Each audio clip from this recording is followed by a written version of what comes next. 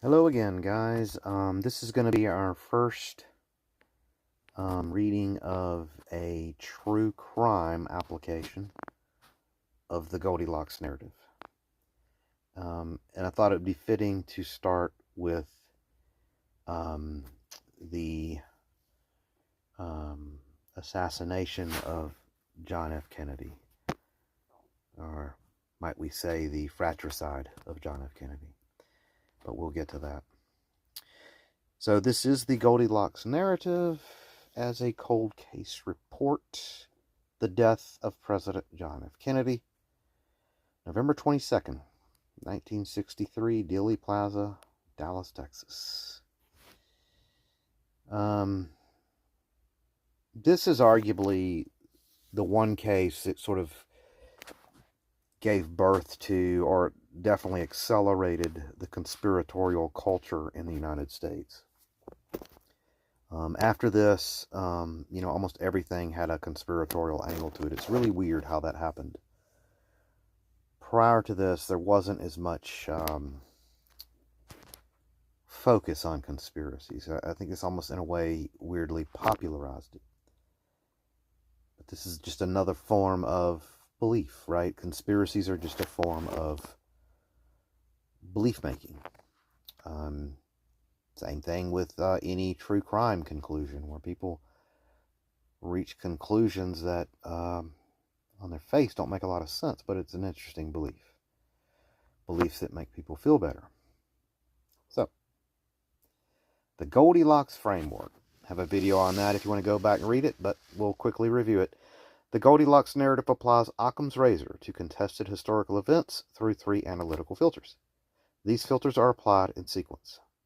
A theory that fails any filter is regarded as less parsimonious than one that satisfies all 3, regardless of its explanatory ambition. So to be clear, it's not just applied to contested historical events. It can be applied to anything, really. Any claim of any kind. Any event. So in this particular case, we're looking at, it is an historical event, but it's also a crime. So this is kicking off the whole true crime part. True crime is very amenable to this. It makes it very easy to demonstrate how it works. So that's why we're going to be using a lot of that. Very helpful for that. Evidence economy. The most parsimonious theory accounts for the available physical evidence without requiring that evidence be fabricated. Requiring that evidence to be fabricated. Suppressed or reinterpreted beyond its documented state. Causal parsimony. The most parsimonious theory requires the fewest independent causal agents, coordinated decisions, and deliberate acts to explain the observed outcome. Chronological integrity. The most parsimonious theory is consistent with the documented sequence of events, without requiring anomalous timing, foreknowledge, or post hoc coordination that is not evidenced in the record. The theory advanced in this document satisfies all 3 filters. The Warren Commission's lone gunman theory fails evidence economy on the ballistics. Grand conspiracy theories fail causal parsimony on the scale of coordination required. The accidental discharge hypothesis, first developed by Howard C.H. Donahue beginning in 1967, satisfies all 3. Part 2, prior work and intellectual lineage. This analysis builds upon a documented evidentiary lineage. Credit for the foundational ballistic hypothesis belongs to Howard Charles Henman Donahue, a Baltimore gunsmith, sharpshooter, and nationally recognized ballistics expert. Donahue's involvement began in 1967, when CBS Television commissioned a group of marksmen to recreate the shooting conditions described by the Warren Commission. Of 11 invited experts, Donahue was the only participant to successfully replicate all 3 shots attributed to Oswald within a debated 5.6 second window. And he required 3 attempts to do so, raising immediate questions about whether Oswald could have succeeded on a single, unrepeatable occasion under far more stressful conditions. Donahue spent the following 25 years conducting independent ballistic, forensic, and photographic analysis of the assassination evidence. He presented his findings to the House Select Committee on Assassinations in 1977. The committee declined to formally examine his assembled evidence. Donahue remained unwavering in his conclusions until his death. Let me read this again. The committee declined to formally examine his assembled evidence. His work was documented and published in 1992 by journalist Bonar Menninger in Mortal Error, The Shot That Killed JFK. In 2013, former Australian homicide detective Colin McLaren independently validated and extended Donahue's conclusions in the book and documentary JFK, The Smoking Gun. The present analysis accepts the Donahue-Menninger framework as its evidentiary foundation and applies the Goldilocks filters to assess its parsimony against competing theories. Part 3, the route timing constraint. A structural problem for conspiracy. And it's odd, guys, that this isn't brought up more because this is so obviously a problem for a conspiracy. We'll just get through it here real quick. The Secret Service did not publish the motorcade route through Dallas until approximately 2 to 3 days before November 22nd, 1963. Think about that. The specific path through Dealey Plaza, including the turn onto Elm Street that positioned the presidential limousine directly below the Texas School Book Depository and within the sight line of the grassy knoll, was therefore unknown to any party outside the planning apparatus until that narrow window. This constitutes a structural constraint that any multi-shooter conspiracy theory must satisfy, and none satisfactorily does. A coordinated operation involving 2 or more independent shooters at separate positions in Dealey Plaza would have required identification of those positions as viable firing locations, advanced reconnaissance of sightlines, distances, and escape routes, assignment of roles and weapons to multiple parties, establishment of a coordination signal or sequencing protocol, and mutual agreement on contingencies. All of this planning for all the parties could only have begun after the route was published. It depends on the information that we're getting from that route. All of it does, leaving a window to 2 to 3 days at most. Under causal parsimony, this timeline is independently significant. The complexity of coordinating multiple shooters, each of whom introduces independent failure modes, independent evidence trails, and independent post-event management requirements, is not a complexity that can be absorbed in 2 to 3 days without institutional infrastructure. The absence of any physical evidence of a second shooter at the grassy knoll, or any other fixed position, despite 60 years of investigation, is consistent with there being none. The timeline further suggests that whoever planned the shooting intended to be the only shooter. Let's read that again. The timeline further suggests that whoever planned the shooting intended to be the only shooter. A lone planner with a known position inside the motorcade route required no such coordination and left no such trail. The accidental discharge hypothesis is the only account in which the second shot requires no planning at all, because it was not planned. And now when you think about this route being published so close to the event, and how coordination was so difficult with multiple parties, the simplest explanation here is that there were 2 shots because of, we'll get into that, but there's several reasons to think that 2 shooters. The simplest way to explain all of this is the accidental discharge. That's what that's saying. 4. The official finding and its deficiencies. The Warren Commission, 1964, concluded that Lee Harvey Oswald, acting alone, fired 3 shots from the 6th floor of the Texas School Book Depository using a Mannlicher Carcano 6.5 millimeter bolt-action rifle. The Commission further concluded that a single bullet, Commission Exhibit 399, CE 399, struck President Kennedy in the upper back, exited through his throat, and then struck Governor John McConnally in the back. It's Governor of Texas. Chest, wrist, and thigh, accounting for 7 wounds across 2 individuals while exiting the sequence in near pristine condition. Ballistic impossibility of CE 399. A bullet that traverses 2 bodies, changes direction multiple times, and produces 7 wound channels does not exit in near pristine condition. This is not contested by interpretation. It is contested by physics.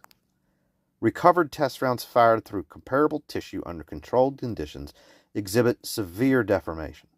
CE 399 does not. Wound geometry and caliber inconsistency. Donohue's central ballistic finding was that the wound characteristics of the fatal headshot, specifically the skull fragmentation pattern, the cranial exit geometry, and the small recovered jacket fragments, are more consistent with a .223 caliber round, as chambered for the AR-15, than the 6.5mm Carcano round. The .223 is also known as the 5.56mm NATO cartridge. The Carcano is an Italian round and chambering. The two calibers produce measurably different wound signatures. Autopsy procedural irregularities. The autopsy was conducted by military pathologists at Bethesda Naval Hospital, who had no forensic homicide experience. FBI agents present and filing contemporaneous reports, Siebert and O'Neill, described an entry wound in the rear lower skull inconsistent with the officially positioned entry point. Rear lower skull. Multiple Parkland Memorial physicians described a large exit wound in the posterior skull. Armed Secret Service agents crowded the autopsy room in numbers inconsistent with standard protocol for a deceased protectee. At least one general present gave instructions limiting the scope of the autopsy. The pathologist's conclusion placed the entry wound higher on the skull than multiple trained witnesses reported. A repositioning that improves the geometric alignment with the sixth floor window trajectory.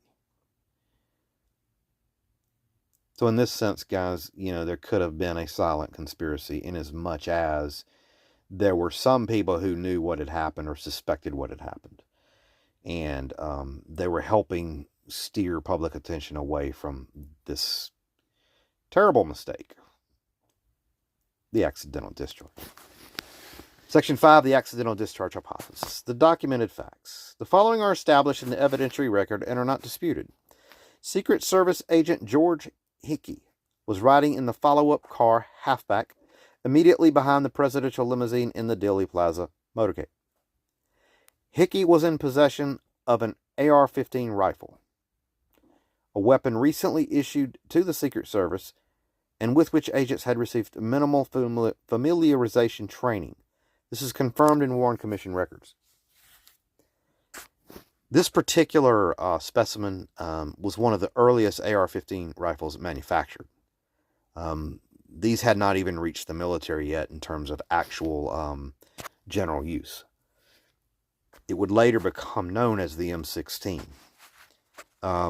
So this is like the earliest version, just about the earliest version available at all of the M16. Hickey was the only agent in the follow-up car holding that weapon. Several Secret Service agents assigned to the Dallas detail, including agents in the follow-up car, had been out drinking in Fort Worth until the early morning hours of November 22nd, 1963. This is documented and was acknowledged in subsequent investigations. Hickey had consumed alcohol. The follow-up car accelerated sharply when shots were fired. Hickey has never agreed to a television interview on the subject. He is the only agent from the follow-up car of whom this is true. Hickey filed a defamation lawsuit in 1995 against Menninger, Donohue, and St. Martin's Press. The case was dismissed on statute limitations grounds. St. Martin's Press subsequently settled with Hickey to preclude an appeal. The settlement did not include a retraction or finding that the factual claims were false. Hickey died in 2011 without having spoken publicly about the events. Part B, the reconstructed sequence. The Goldilocks reconstruction of November 22, 1963 in Dealey Plaza proceeds as follows. Lee Harvey Oswald, acting from the 6th floor of the Texas School Book Depository, fired multiple rounds at the presidential limousine. Based on Donohue's analysis, Oswald fired 2 shots that connected with the target. The first, consistent with CE 399, applied correctly under accurate seating geometry, struck Kennedy in the upper back and exited the throat, also wounding Texas Governor Connally. This accounts for the non-fatal wounds without requiring CE-399 to perform impossibly. The second Oswald shot produced a non-lethal hit. Oswald's skill level and equipment were consistent with these results. When firing commenced, Agent Hickey responded to the threat by retrieving the AR-15 from the floor of the follow-up car. The weapon was unfamiliar to him, pretty much unfamiliar to almost anybody. I mean, there wasn't even much documentation on it and, training methodology, anything. So this was truly an unfamiliar weapon, not just because he hadn't used it, but because little was actually known about its handle, frankly. His physical condition, fatigued and residually impaired from the previous night's alcohol consumption, degraded his fine motor control and startle response. At the moment he stood or rose in the vehicle, the follow-up car accelerated sharply.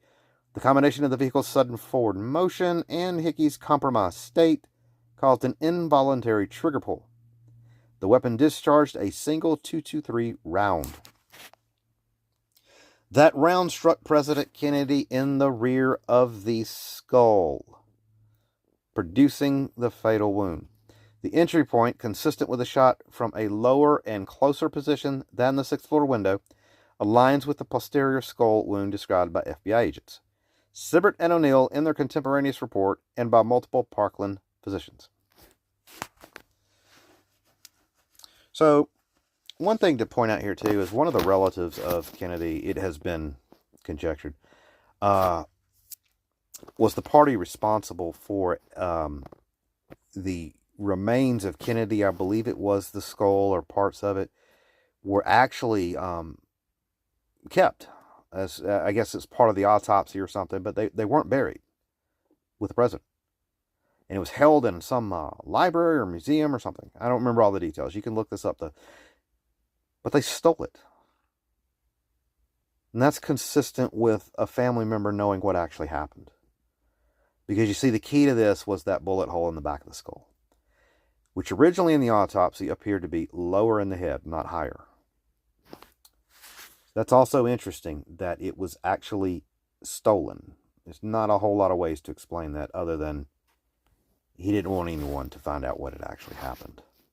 Physical evidence consistency. The accidental discharge hypothesis is consistent with the following physical evidence. Zapruder film, frame 313. The ejecta pattern, blood and brain matter, ejecting forward and to the right of the president, is consistent with a shot from the rear. Inertia requires that hydraulic ejecta travel in the direction of bullet travel. A shot from behind produces forward ejecta. This is what the Zapruder film shows. The rearward head movement is a separate phenomenon attributable to neuromuscular response and the jet effect of the ejecta itself, and does not indicate a frontal shot origin. I'm not really sure about the jet effect, but certainly the neuromuscular response is well documented. The U.S. Army has studied this in detail, and it is not unusual at all to see reactions in which the body jerks in the direction of the injury. Ejecta directionality. The forward right azimuth of the ejecta is geometrically consistent with a shot from the follow-up car, positioned behind and slightly left of the limousine, more so than with a shot from the sixth-floor window, which was positioned further behind and significantly above. Wound caliber signature. Donahue's forensic analysis identified that the wound characteristics of the fatal headshot align more closely with the .223 than the 6.5 millimeter. The two calibers produce different fragmentation patterns, different jacket behavior, and different hydraulic cavitation signatures at tissue level. The recovered fragments are more consistent with the former. Acoustic evidence. Now, this is interesting. D.B. Thomas, 2001. Not the first guy, the second analysis. Thomas's reanalysis of the dictabelt recording identified an impulse pattern consistent with a shot and echoes along a specific azimuth in Dealey Plaza. Critically, Thomas's analysis establishes the azimuth of the shot, not its direction of travel along that azimuth. This is important. Thomas's analysis establishes the azimuth of the shot, not its direction of travel along that azimuth. The azimuth identified is consistent with both a grassy knoll firing position and a follow-up car firing position, depending on which direction it was going. The acoustic methodology assumed fixed positions and did not model a mobile source. A shot fired from a moving vehicle along the same azimuth would produce a signature that is not cleanly distinguishable from a fixed position shot without additional modeling constraints that were never applied. This whole Dictabelt thing created a lot of controversy. A little quick aside here. There was another study done prior to that for the House Select Committee on Assassinations, and they found that, that sort of the opposite result, that really it was just Oswald doing the shooting and nothing else. But the problem with that was it didn't include enough parameters. So later on, D.B. Thomas came along, and what he did, and just by the way too, there was also questions as to whether or not the Dictabelt was even recording that event, whether that was actually a recording of the event. But D.B. Thomas came along and answered both of those questions. It was, in fact, the recording of the assassination. We know that because of the way the analysis was done, and we know the azimuth because of the way it was done. How did he do it? He did it by echo reflection of buildings. In other words, what he did was he established an audio fingerprint of Dealey Plaza and the azimuth of the shot. So in other words, the audio sounds were a fingerprint of Dealey Plaza and that azimuth, which is not random. Like, it could not have appeared there by chance. It's specific. So we know, if you just examine this D.B. Thomas study carefully, and I encourage you to read this study if you're interested, it's definitely a fingerprint. It's definitely coming from Dealey Plaza. It's at the time of the assassination, and it lays out the azimuth of the bullet's travel. This is critical, because that bullet travel has nothing to do with the school book depository. It has to do with the Secret Service. 6. The grassy knoll irony, azimuth without direction. One of the most analytically significant features of this hypothesis is what it reveals about 60 years of grassy knoll theorizing. The grassy knoll, an elevated area to the right front of the presidential limousine behind a picket fence, has been the canonical suspected location of a second shooter since the day of the assassination. Dozens of witnesses reported that at least one shot came from that direction. The House Select Committee on Assassination cited acoustic evidence in its 1979 finding of probable conspiracy, with the grassy knoll identified as the suspected origin. The geometric irony is this. From Kennedy's position in the limousine, the grassy knoll picket fence and the follow-up car fall along roughly the same right lateral azimuth, in opposite directions. The knoll is ahead and to the right. The follow-up car is behind and to the right. Smack dab in the middle of that is John F. Kennedy's head. This is very important. Witness sound localization is an echo-heavy urban environment like Dealey Plaza.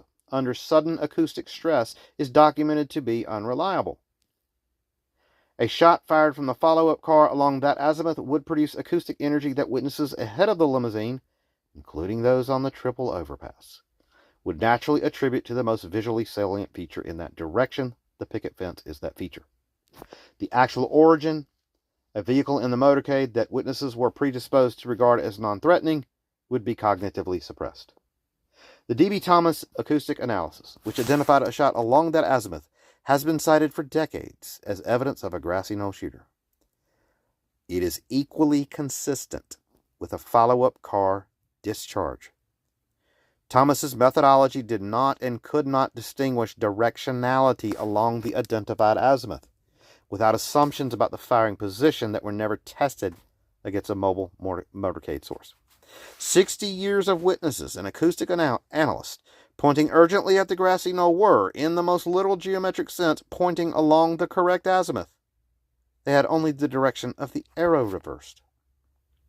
Section 7, Institutional Behavior as Evidentiary Data. The removal of the body. Some weird behavior around this whole situation. It's not entirely explained by the shock of the moment. You know, that's argument's been made too for some things. That's true for some things. But some of these things go beyond just, the shock and awe and the, people not knowing what to do and the chaos of the moment. There's some very shall we say, odd behavior that's more directional than chaotic behavior would be. It's pointing at something in a distinct way. The institutional behavior as evidentiary data, the removal of the body. Texas law in 1963 explicitly required that a homicide victim be autopsied in the jurisdiction where the death occurred, and yes, the federal government respects that. That's typical. That's not unusual. Dallas County Medical Examiner Dr. Earl Rose invoked the statute and physically blocked the removal of the president's body. Secret Service agents physically displaced him and removed the body to Air Force One for transport to Washington. This was an illegal act under Texas law. The Warren Commission's explanation that agents were emotional and wished to return the president to Washington is not a legal defense and is not a causally satisfying explanation for overriding a standing statute enforced by a lawful official. Under this hypothesis, the behavior is causally coherent. Agents present in or near the follow-up car had direct knowledge or strong suspicion of what had occurred. Probably more strong suspicion. I do think it was a chaotic time, but I think some of them had already whispered what they saw. Because you got to remember, there were agents in that car right next to this guy. They definitely heard that cartridge discharge. And they knew that it had come from that rifle. The brass would have come out and been ejected in the car. It would have been obvious to them that a shot had been fired from that rifle. So those guys had to know what was going on. Others would have strongly suspected it. But certainly the ones right next to him, at least one of the agents would have known for sure. So, removing the body from the Dallas meant removing it from the jurisdiction of a Texas forensic pathologist with independent statutory authority who might identify a .223 caliber 5.56 millimeter NATO entry wound rather than a 6.5 Italian entry wound. Italian cartridge. Removing the body from the... Yeah. Those two calibers produce measurably different wound characteristics. The jurisdictional removal for close independent forensic examination before it could occur. And then we have the conduct at the autopsy. The subsequent autopsy at Bethesda Naval Hospital was conducted by military pathologists under conditions that are anomalous for a forensic homicide examination. Armed Secret Service agents crowded the room. A general whose name Dr. Fink could not recall under subsequent sworn testimony, I'm not so sure about that, gave instructions limiting the scope of the examination. One of the things you learn if you're a lawyer is when you're on the witness stand, there's two things you can say and get away with anything. I do not recall, and I do not know. Right? There's really no way to cross-examine that. How do you know they don't know? FBI agents, or how do you know they don't remember? Yeah.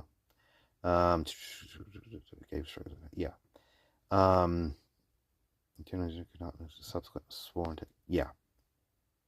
Right. Could not recall. That's what I was looking for. The word remember. He could not recall. Well, that's an easy out. FBI agents Sibbert and O'Neill filed a contemporaneous report describing a wound entry in the rear lower skull. A position inconsistent with the official autopsy conclusion, but consistent with a shot from a low, close rearward position. Not the schoolbook depository. The official autopsy placed the entry wound higher on the skull. This repositioning improves the geometric alignment with a sixth floor trajectory. That's what I was talking about the family member removing the skull fragments.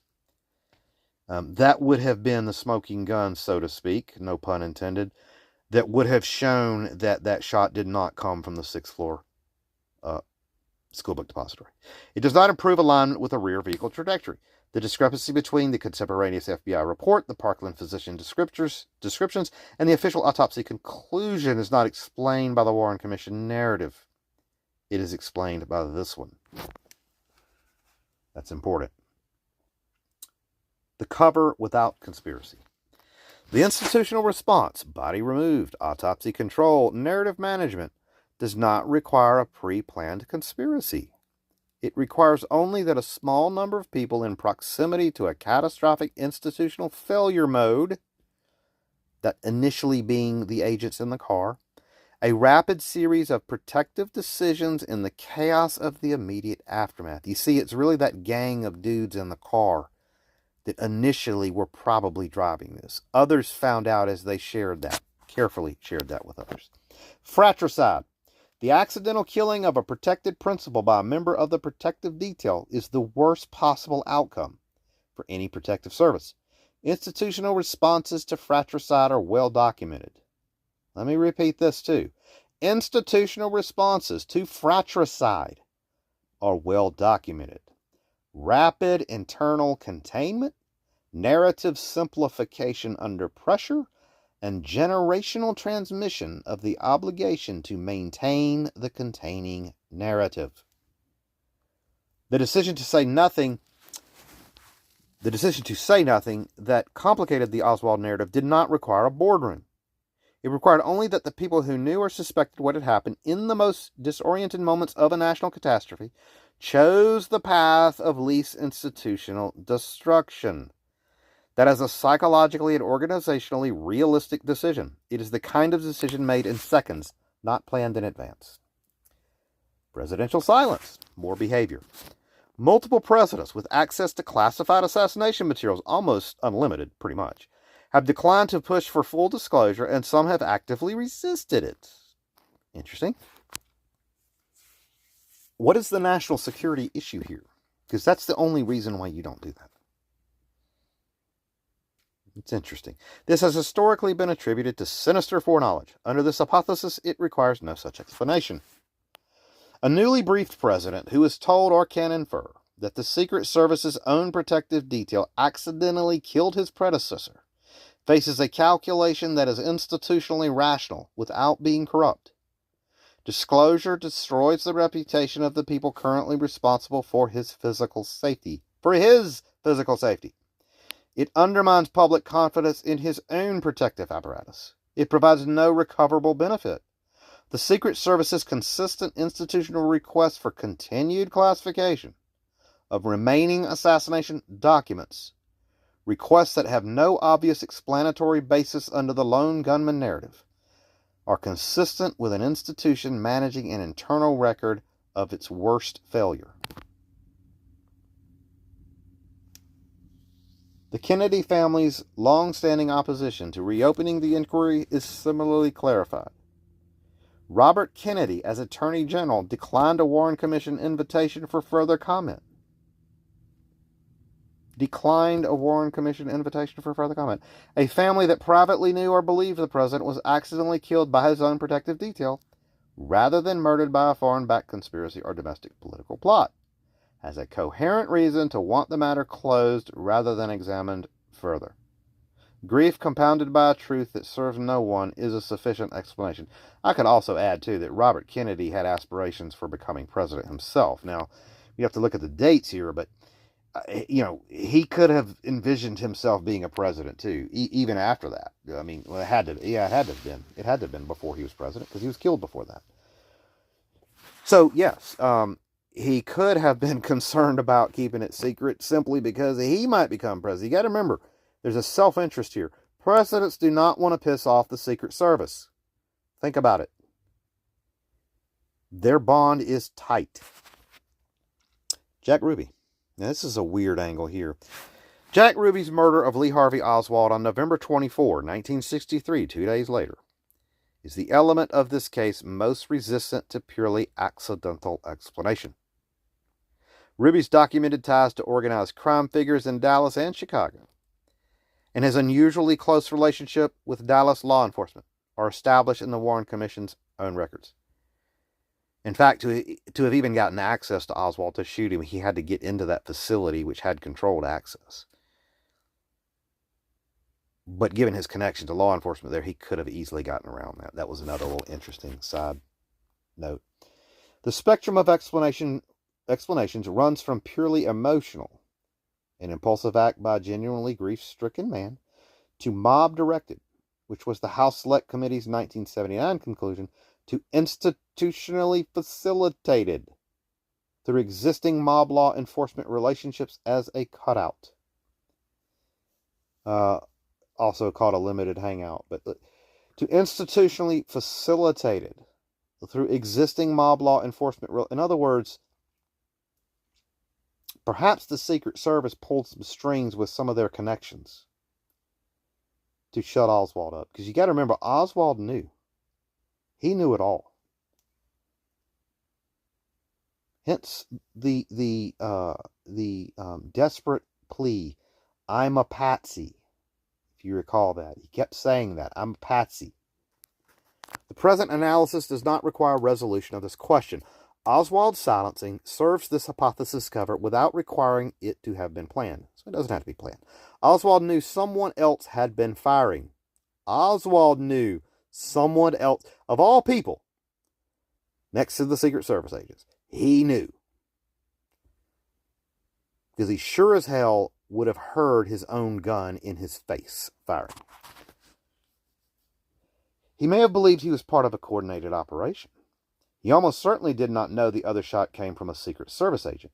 His exclamation that he was a patsy is consistent with the man who understood he was being positioned as sole responsible party for an event he knew involved at least one other shooter, without knowing the identity or nature of that shooter. You know, parsimony is beautiful here, guys. Sometimes people are just telling the truth. He may have felt he was a patsy. He may have really believed that. Kind of the same way Patsy Ramsey really didn't know what was going on in her house the night that JonBenet Ramsey was killed. She didn't. She probably didn't. That's the whole point. We'll get to that one. That's another video. We'll get to that.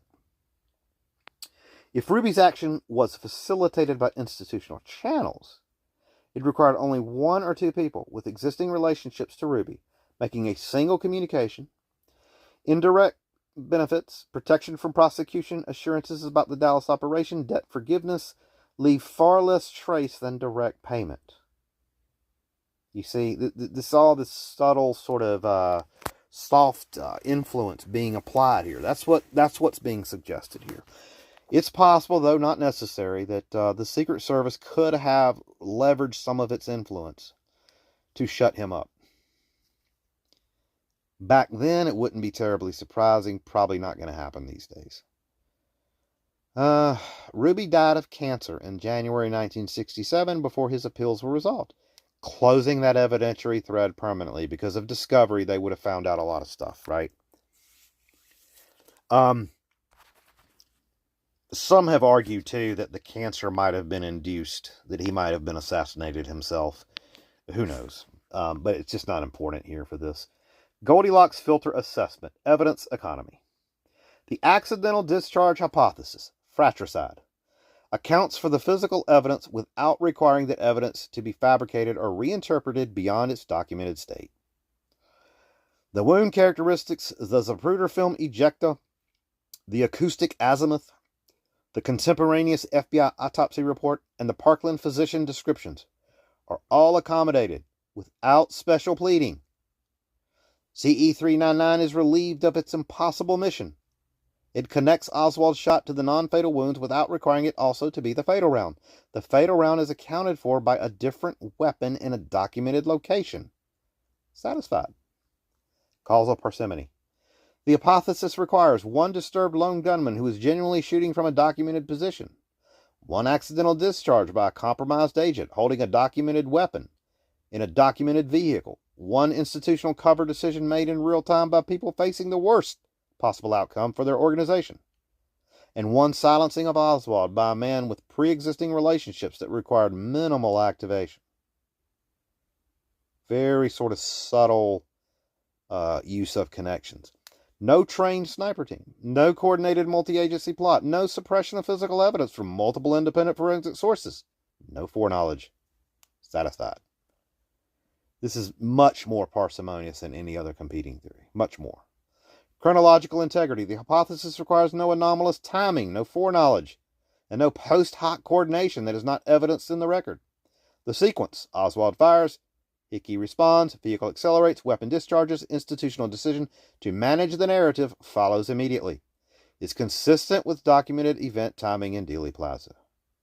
The body removal occurred within minutes of the assassination, consistent with a real-time decision rather than a pre-planned operation satisfied. Part 9, conclusion. The fratricide of President John F. Kennedy on November 22, 1963, the accidental killing of a protected principal by a member of his own detail, is officially attributed to Lee Harvey Oswald acting alone. That finding has been contested for over 60 years, generating a conspiratorial culture. Indeed it did, that has become in its own right a significant historical phenomenon. Very true. The Goldilocks analysis, that is to say, the Goldilocks narrative, is that the accidental discharge narrative, first advanced by Howard C.H. Donahue beginning in 1967, is the most parsimonious account of the available evidence. It satisfies all three Goldilocks filters. It requires no magic bullets, no trained sniper teams, no coordinated multi-agent suppression, no foreknowledge. It requires only a disturbed man with a rifle, an undertrained agent with an unfamiliar weapon, very unfamiliar, in a suddenly accelerating vehicle, and the entirely human institutional decision to protect an agency from its worst possible failure at the moment of greatest national crisis. The irony identified in this analysis is geometric and historical simultaneously. 60 years of investigators pointing at the grassy knoll were pointing along the correct azimuth. They had only the direction reversed. The shot came from behind, not ahead. From a friend, not an enemy. From an accident, not a plan. That is, in the end, both simpler and more devastating than any conspiracy.